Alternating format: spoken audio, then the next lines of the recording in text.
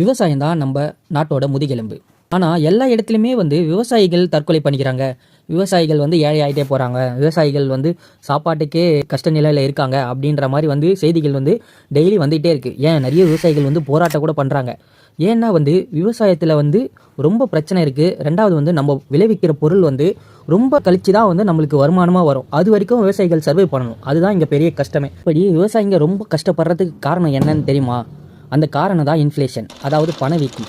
இந்த பணவீக்கத்தால் தான் விவசாயிகள் ரொம்ப கஷ்டப்படுறாங்க. அது என்ன பணவீக்கம், அது எப்படி விவசாயத்தை பாதிக்குது அப்படின்னு கேட்குறீங்களா? ஒரு டேட்டா படி நீங்கள் பார்த்தீங்கன்னா இன்ஃப்ளேஷன் ரேட் ஒரு பக்கமாக ஏறிட்டே போகுது. அது எப்படி விவசாயிகளை பாதிக்குது அப்படின்னா இன்ஃப்ளேஷன் ஏற ஏற விலைவாசிகள் உயர்ந்துட்டே போகும். உதாரணமாக சொல்லணும்னா 2005 ஒரு பேக்கெட் யூரியாவுடைய ரேட் 242. ஆனால் இப்போ 335 ரூபா. அதே போல் டிஏபி 2005 950 ரூபா. இப்போ 1800 ரூபா. அந்த மாதிரி ஒவ்வொரு உரத்தோட விலையும் ஏறிட்டே போகுது. இந்த உரம் மட்டுமா அப்படின்னு கேட்டிங்கன்னா களைக்கொல்லி, பூச்சி மருந்து அப்படின்னு சொல்லி இன்னும் நிறைய உர தேவைகள் நம்ம விவசாயத்துக்கு இருந்துக்கினே இருக்குது. அப்படி இருந்துனே இருக்கிறதால தான் இது விலை ஏற ஏற அந்த விலைக்கு ஈடு கட்டுற மாதிரி விற்பனை விலை கிடைக்கிறது இல்லை. அப்படி கிடைச்சிதுன்னா விவசாயிகள் எப்போவுமே சந்தோஷமாக இருப்பாங்க. ஆனால் அதை எப்படி அவங்களால ஈடுபடுத்தணும் அப்படின்றதான் மிக கஷ்டமான இருக்குது. அதுக்கான சில டிப்ஸை தான் நம்ம இப்போ பார்க்க போகிறோம். முதல் விஷயம் செலவை குறைக்கணும். செலவை எப்படி குறைக்கலாம் அப்படின்னு பார்த்தீங்கன்னா நம்ம ஃபஸ்ட்டு விதை போடுறதுலேருந்து தான் நம்மளுக்கு செலவு ஆரம்பிக்குது. விதை போடும் போது என்ன பிரச்சனை அப்படின்னு கேட்டிங்கன்னா வெளியிலேருந்து விலை கொடுத்து வாங்கும் போது நிறைய விலை விற்கிது. அதை நம்ம எப்படி கட்டுப்படுத்தலாம் அப்படின்னா, இப்போ நம்ம பக்கத்து கழனி இருக்குது அப்படின்னா அந்த பக்கத்து கழனியில் கொஞ்சம் தரமாக விளைஞ்சிருக்க நெல்லை தேர்ந்தெடுத்து அதை நம்ம கழனியில் நடவு பண்ணலாம். அதே போல் நம்ம கழனியில் நல்லதாக விளைஞ்சிருந்துச்சுன்னா அதையும் பக்கத்து கழனியில் கொடுக்கலாம். இந்த மாதிரி நம்ம விலையை குறைக்கணும். அதே போல் எரிபொருள், இப்போ எரிபொருள் அதிகமாகுதுன்னா இப்போ ஆந்திராவில் அப்படிலாம் போனோம்னா ஒரே ஒரு டிராக்டரை வச்சு ஒரு 4-5 விவசாயிகள் உழுதுட்டு அதுக்கு ஒரே பேமெண்ட்டாக பண்ணிவிடுவாங்க. அப்படி பேமெண்ட் பண்ணும்போது அவங்களுக்கு கொஞ்சம் 4 பேரும் ஷேர் பண்ணிக்கும் போது கொஞ்சம் செலவு குறையும். அதுவே நம்மளுக்கு மட்டும் வந்தாங்கன்னா அந்த டைமுக்கு ஏற்ற மாதிரி நம்மளுக்கு கொஞ்சம் எக்ஸ்ட்ரா டைம் ஆகுது அப்படின்னா அது எந்த அட்ஜஸ்ட்மெண்ட்டும் ஆகிறதுக்குண்டான வாய்ப்பு கிடையாது. நம்ம அது ஃபுல் அமௌண்ட் பே பண்ணி தான் ஆகணும்.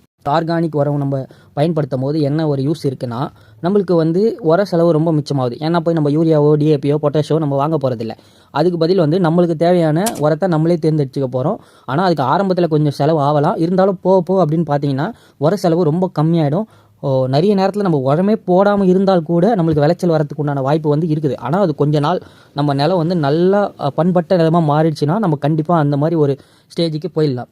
அடுத்தது என்ன அப்படின்னு பார்த்தீங்கன்னா நம்ம தண்ணி பாய்ச்சறோம் அந்த மாதிரி இருந்துச்சுன்னா நம்ம கொஞ்சம் ட்ரிப் இரிகேஷன் அதுக்கு மூவ் பண்ணலாம். மழை தண்ணியை எப்படி சேகரித்து அதை நம்ம பம்ப் பண்ணி பாத்தி கட்டி, சில பேருக்கு கரண்ட்டு ஃப்ரீ கரண்ட் இருக்காது, அவங்களுக்காக சொல்கிறோம். ஃப்ரீ கரண்ட் இல்லை அப்படின்னா நம்ம பண்ணைக்குட்டை மாதிரி அமைச்சோ அந்த மாதிரி எதுனா பண்ணி மழை நீரை சேகரித்து அது மூலியமாக நம்ம பாய்ச்சற மூலியமாக நம்மளுக்கு மின்சார செலவும் நம்மளுக்கு குறையத்துக்கு உண்டான வாய்ப்பு இருக்குது. என்னென்னு பார்த்தீங்கன்னா நம்ம இப்போ மதிப்பு கூட்டு செய்கிறது. இப்போ எதனா காய்கறி நம்ம விற்கிறோன்னா அதை நேரடியாக ஏதாவது ஒரு ப்ராடக்டாக தயார் பண்ணி, இப்போ மாங்காய் நம்மக்கிட்ட விளையுதுன்னா அதை ஊறுகாவாக தயார் பண்ணி அதில் எதனா எக்ஸ்ட்ரா காசு பண்ண முடியுமா அப்படின்ற மாதிரி மதிப்பு கூட்டி நம்ம அதை செய்யும் போது இன்னும் நம்மளுக்கு கொஞ்சம் லாபம் அதிகமாகும். அந்த லாபம் மூலியமாக நம்மளுக்கு வேறு எதுலனா நஷ்டம் இருந்தால் கூட அது இதுலேருந்து சமன் செய்யப்படுது. அதுக்கடுத்து இப்போது நிறைய ஆப்ஸ்லாம் இருக்குது.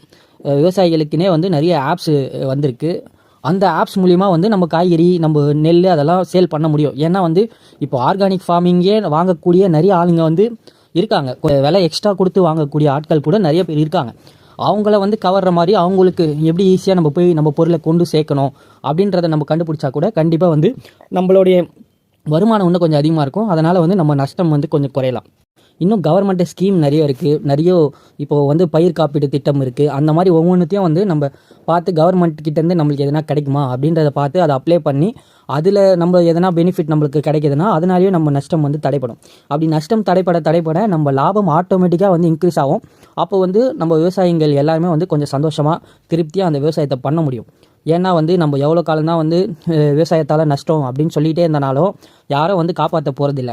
விவசாயிகளே சேர்ந்து அவங்க ஒன்றா சேர்ந்து கூட்டு முயற்சி பண்ணி அப்படி ஒரு திட்டத்தை என்னென்ன இருக்குது அப்படின்னு கண்டுபிடிச்சி இன்னும் நிறைய திட்டம் கூட இருக்கலாம். அது யாருக்குன்னா தெரிஞ்சால் அவங்க கமெண்ட் செக்ஷனில் போடுங்க. ஏன்னா இன்னும் நிறைய விவசாயிங்க இதை பார்க்கும்போது என்னென்ன மாதிரி திட்டம் இருக்குது, விவசாயிங்க என்னென்ன விஷயத்துலலாம் பயன்பெறணும்,